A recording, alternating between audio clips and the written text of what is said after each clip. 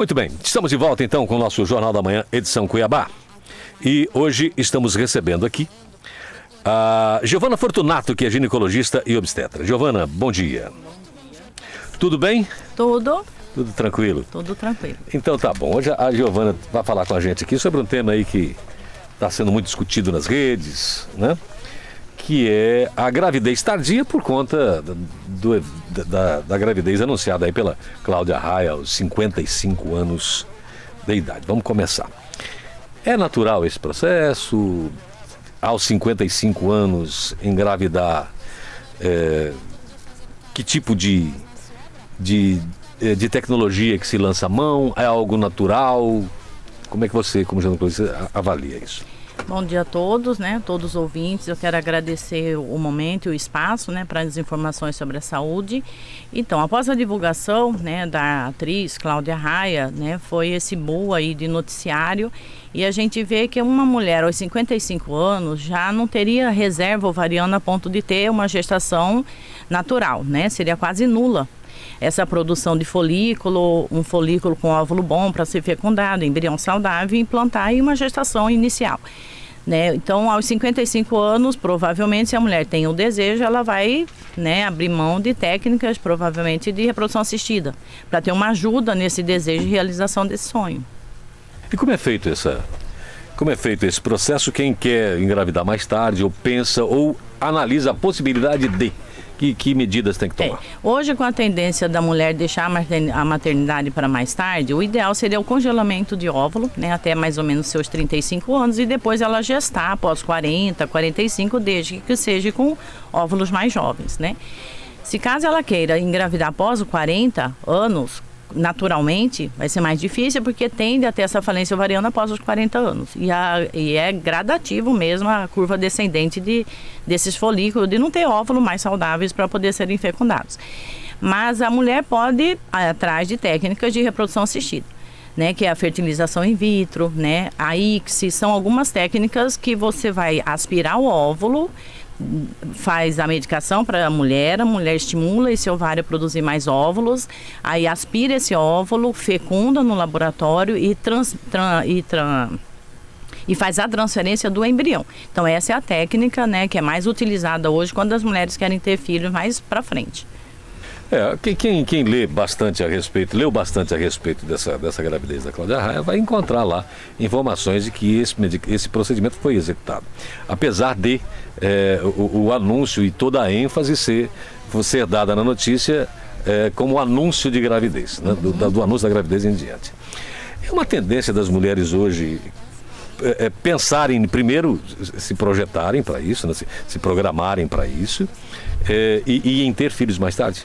Sim, é a tendência atual mesmo, né? Que hoje a mulher, ela encontra como? Ela busca primeiro uma estabilidade profissional, uma estabilidade financeira, né? E depois ela busca o parceiro ou até uma produção independente para fazer. Isso aí encosta mais ou menos entre 35 e 40 anos, né? Até ter toda essa estabilidade, ela vai pensar em ter filhos. E hoje cada vez menos, né?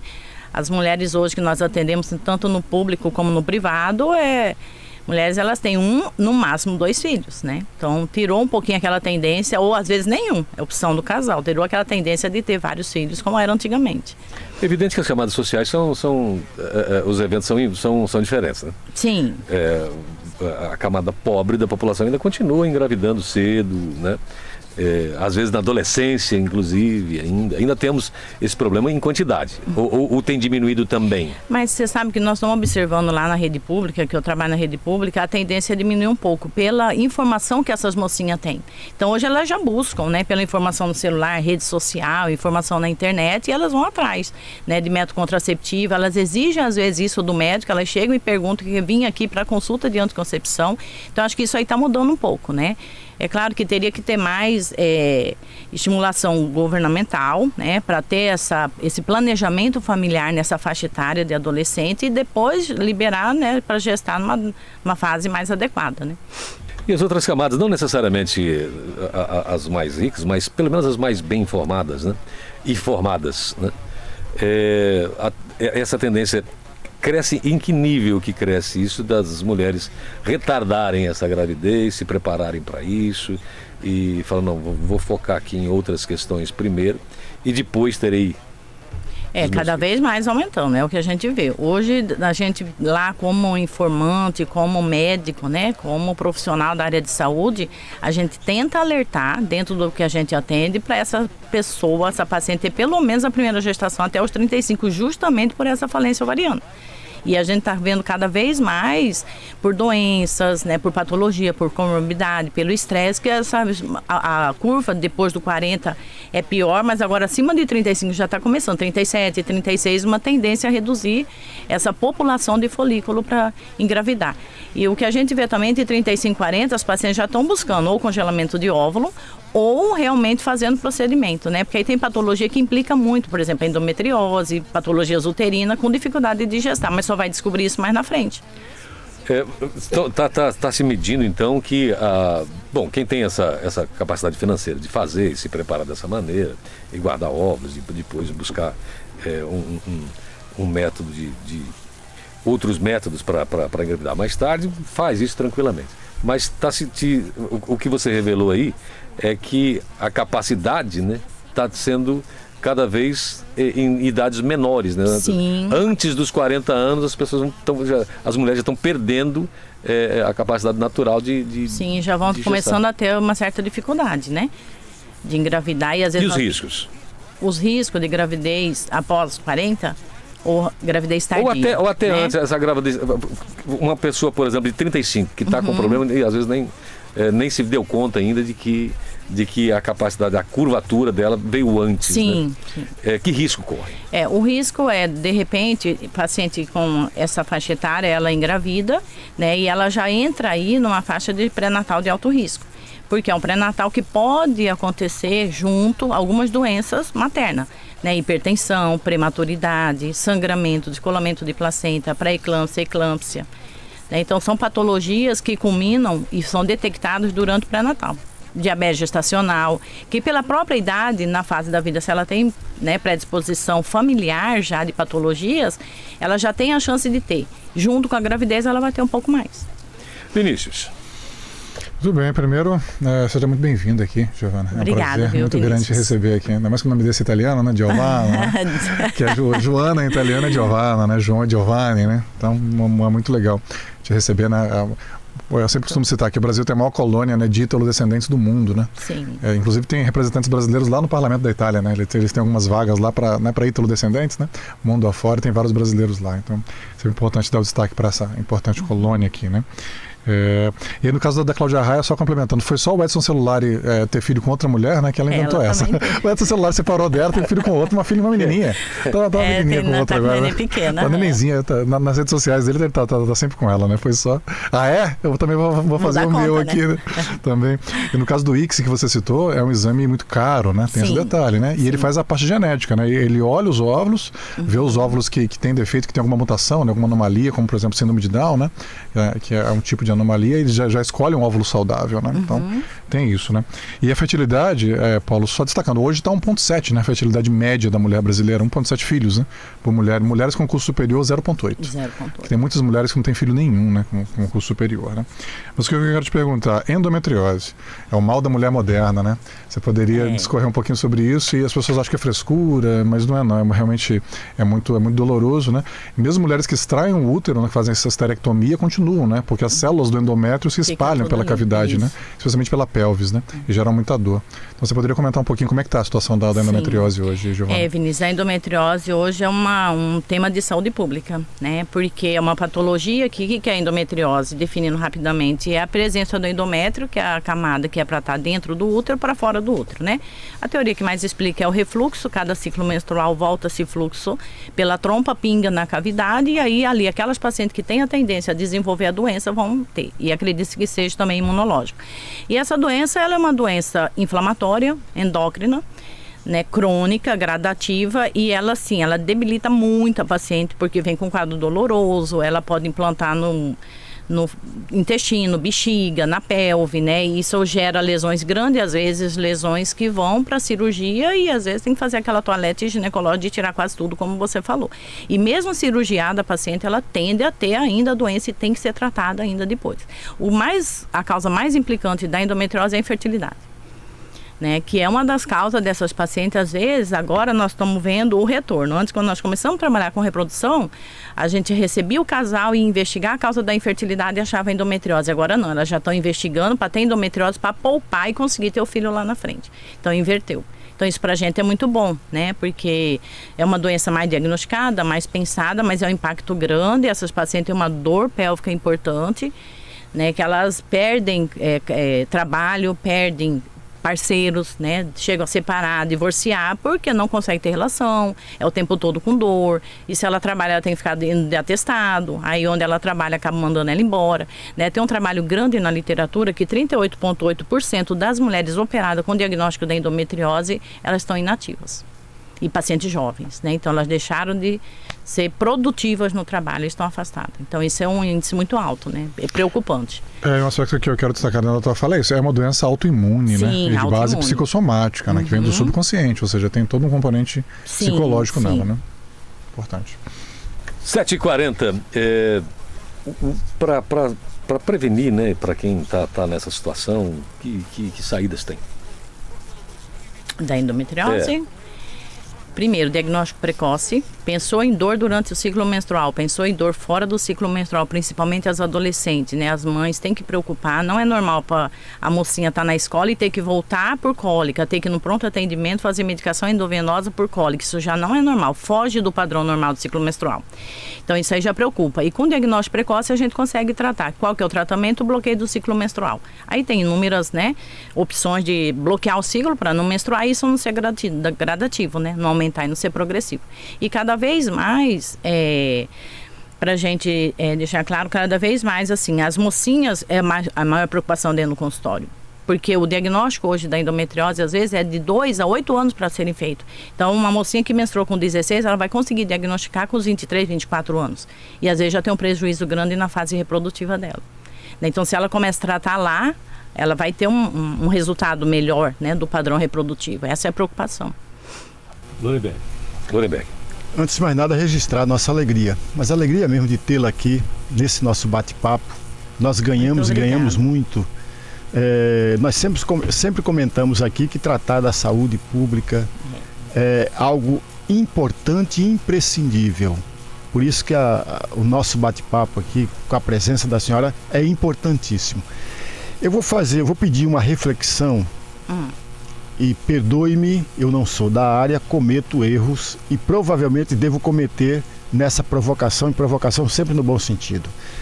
A tendência que se tem, e há registros muito fortes, de que as moças têm o período menstrual anterior ao que tinha em décadas atrás. Falava-se muito em 16, 17 anos no passado, mas hoje já se tem antes dos 13, antes dos 12, antes dos 11 e até antes dos 10. Tem registro, a literatura é farta nesse sentido. Ora, se tem registro da tendência está baixando, não há também uma possibilidade, é uma provocação, sempre no bom sentido, não há também uma tendência de retardar esse período que pode sim se ovular, que pode sim ser fecundada depois dos 50 anos, ou não, ou isso é impossível? Questionável. Adorei a pergunta, porque o que acontece? Hoje, com a mídia, com a estimulação sexual, as mocinhas realmente elas estão menstruando mais cedo.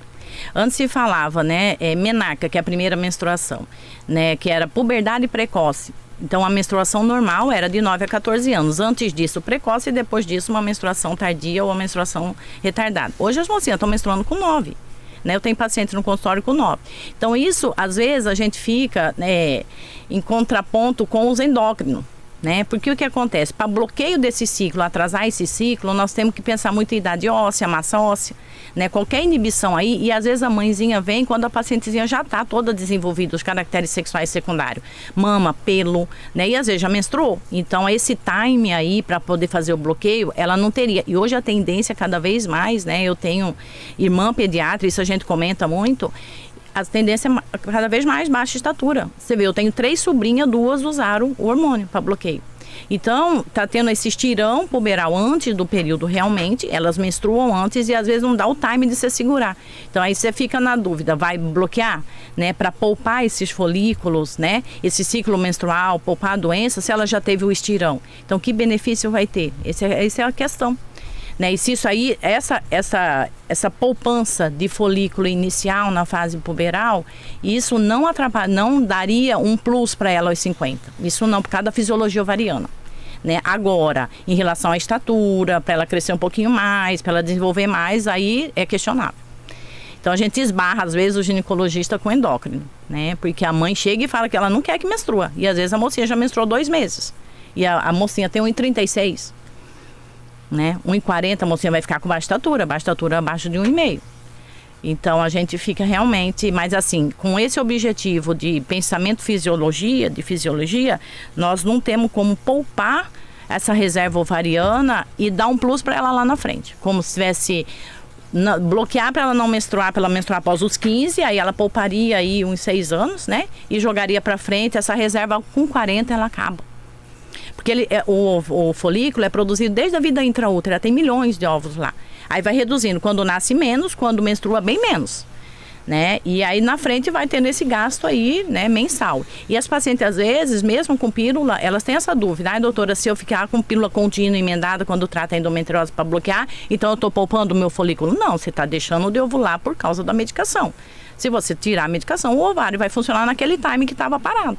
Então não tem poupança, né, ovariana. A poupança ovariana que a gente fala é quando se congela. Eu acho que isso é fundamental. Que pena que a gente não tem para todas as pacientes. Na rede pública, nós não conseguimos. Tem pouquíssimos serviços que faz publicamente serviço de reprodução assistida, mas é para fazer FIV. E assim é meio a meio. O paciente arca com a medicação, né? Eu fiquei muito tempo lá em Ribeirão Preto, no HC, e o hospital arca com os custos médico, laboratorial e o procedimento do laboratório.